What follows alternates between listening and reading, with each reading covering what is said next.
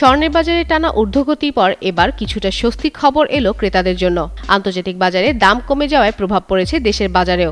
এর ফলে Bangladesh jewellery association BAJUS নতুন করে স্বর্ণ ও রূপার দাম কমানোর ঘোষণা দিয়েছে। শনিবার সকাল 10টা থেকে কার্যকর হওয়া নতুন দামে 22 ক্যারেটের প্রতি ভরি স্বর্ণের মূল্য 5,482 টাকা কমিয়ে 2,29,373 টাকা নির্ধারণ করা হয়েছে।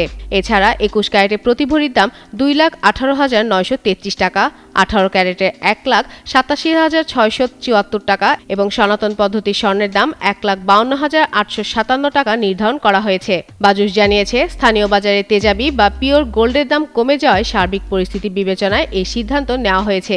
এর আগে গত 2 জুনও ভরিতে 3,266 টাকা কমানো হয়েছিল। একই সঙ্গে রূপার দামও কমানো হয়েছে। নতুন দামে 22 ক্যারেটে প্রতি ভরি রূপার দাম 5,249 টাকা, 21 ক্যারেটে 4,957 টাকা, 18 ক্যারেটে 4,257 টাকা এবং সনাতন পদ্ধতির রূপার দাম 3,208 টাকা নির্ধারণ করা হয়েছে। চলতি বছরে এখন পর্যন্ত স্বর্ণের দাম 71 বার এবং রূপার দাম 42 বার সমন্বয় করা হয়েছে, যা বাজারের অস্থিতিশীলতায় প্রতিফলন।